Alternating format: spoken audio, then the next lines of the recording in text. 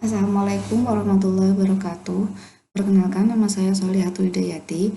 Saya akan mempresentasikan proposal penelitian saya yang berjudul Pengaruh Kompetensi Sumber Daya Manusia, Sistem Pengendalian Internal, dan Whistleblowing System terhadap pencegahan fraud dalam pengelolaan dana desa pada desa se-Kabupaten Jepara.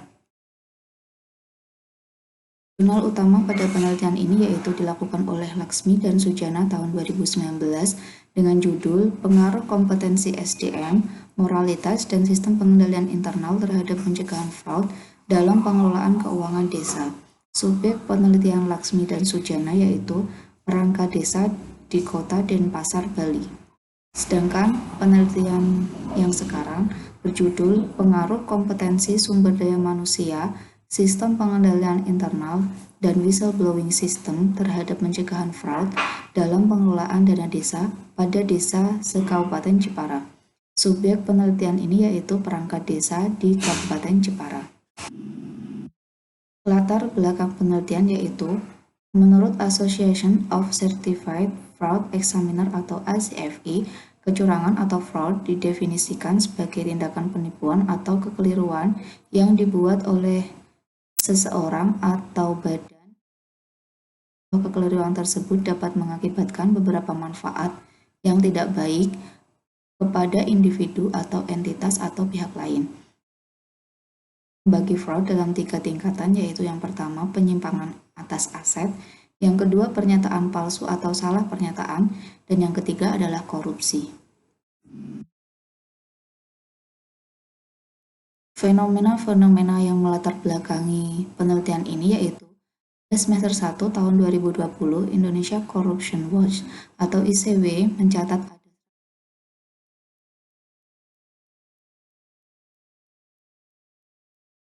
anggaran dana desa adalah yang paling banyak terjadi yaitu sebanyak 44 kasus. Di Kabupaten Jepara pada tahun 2018 ditemukan kasus korupsi oleh mantan kepala desa atau petinggi desa Mindahan Bate Alit. Pasalnya ia menggunakan anggaran APBD tahun 2018 untuk kepentingan pribadinya. Besarnya yaitu sekitar 100 juta. Pada tahun 2022 ditemukan dugaan pungutan liar oleh petinggi desa Gemiring Lor, Kecamatan Alumsari dengan dalih retribusi dump truck. Namun pungutan ini tidak memiliki payung hukum dan tidak termasuk dalam pendapatan desa. Dugaan pungutan liar ini dilakukan sejak tahun 2019 hingga tahun 2021.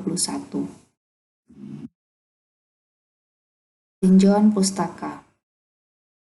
Tinjauan pustaka pada penelitian ini yaitu menggunakan teori fraud triangle, yaitu teori yang dikemukakan oleh Donald R. Cressy yang menyatakan bahwa ada 3 skema yang saling terkait yang menjadi penyebab terjadinya fraud, yaitu yang pertama, tekanan atau pressure, yaitu dorongan individu untuk melakukan kecurangan baik karena kondisi maupun dorongan dari orang lain. Contohnya, tekanan keuangan pribadi, yang kedua, ketergantungan, yang ketiga adalah tekanan pekerjaan. Yang kedua yaitu karena adanya kesempatan atau opportunity, yaitu kondisi atau keadaan yang mendukung terjadinya kecurangan. Contohnya, tidak adanya internal control atau ada internal control namun tidak efektif. Yang kedua, tidak ada pengawasan dari senior manajemen atau komite audit. Yang ketiga yaitu rasionalisasi, yaitu suatu anggapan bahwa tindakan kecurangan adalah hal yang biasa dan sudah menjadi budaya, sehingga muncul pembenaran terhadap pelaku kecurangan tersebut. Contohnya pembenaran karena banyak orang yang melakukan, atau pembenaran karena anggapan sudah berbuat banyak terhadap organisasi atau perusahaan sehingga kecurangan ini lumrah dilakukan. Variabel-variabel pada penelitian ini yaitu variabel dependent atau Y, yaitu pencegahan fraud, yaitu upaya atau tindakan individu untuk mencegah terjadinya kecurangan. Variabel independent X1 yaitu kompetensi sumber daya manusia, yang berarti kemampuan individu dalam menghadapi situasi dan kondisi untuk menjalankan tugasnya dengan penuh tanggung jawab. Variabel independen kedua yaitu sistem pengendalian internal.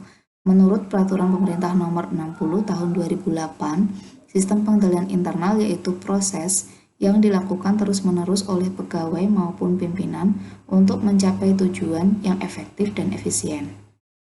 Variabel independen yang ketiga yaitu whistleblowing system, yaitu tindakan pengaduan untuk mengungkapkan terjadinya kecurangan atau fraud kepada pihak yang berwenang menghentikan tindakan fraud. Kerangka pemikiran penelitian. Hipotesis yang pertama yaitu kompetensi sumber daya manusia berpengaruh positif terhadap pencegahan fraud. Hipotesis yang kedua yaitu sistem pengendalian internal berpengaruh positif terhadap pencegahan fraud, dan yang ketiga yaitu whistleblowing system berpengaruh positif terhadap pencegahan fraud. Rancangan penelitian. Jenis penelitian ini adalah penelitian kuantitatif kausal. Rancangan penelitian kausal adalah hubungan yang bersifat sebab akibat. Variabel bebas merupakan variabel yang mempengaruhi dan variabel terikat merupakan variabel yang dipengaruhi. Rancangan penelitian ini digunakan untuk menganalisis pengaruh kompetensi sumber daya manusia, sistem pengendalian internal, dan whistleblowing system terhadap pencegahan fraud dalam pengelolaan dana desa. Jenis dan sumber data. Jenis data yang digunakan dalam penelitian ini yaitu data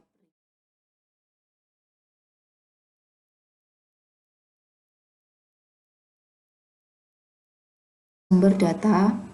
Dalam penelitian ini, peneliti mengambil data-data yang diperoleh dengan cara kuesioner dalam bentuk skala Likert yang dikirim ke setiap responden. Kuesioner terdiri dari 58 pertanyaan yang dijabarkan dari beberapa indikator pada setiap variabel. Populasi dan sampel. Populasi dalam penelitian ini adalah perangkat desa yang bertugas di 183 desa se-Kabupaten Jepara.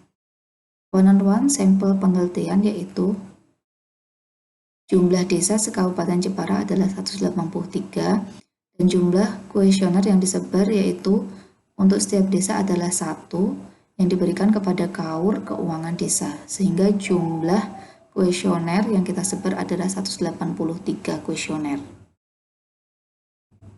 Analisis data. Statistik deskriptif, yaitu memberikan gambaran atau deskripsi suatu data yang dilihat dari nilai rata-rata atau mean, standar deviasi, varian, maksimum minimum, sum, range, kurtosis, dan skewness. Ini analisis statistik deskriptif digunakan untuk mengetahui gambaran variabel kompetensi sumber daya manusia, sistem pengendalian internal, dan whistleblowing system. Analisis data yang digunakan yaitu analisis linear berganda, yaitu analisis yang menguji pengaruh dua atau lebih variabel independen terhadap satu dependen. Model persamaan analisis regresi linear berganda yang digunakan dalam penelitian ini terdiri dari 3 variabel independen dan independen. Linear berganda dinyatakan dalam persamaan matematika sebagai berikut. Y sama dengan A plus B1X1 min B2X2 min B3X3 plus E.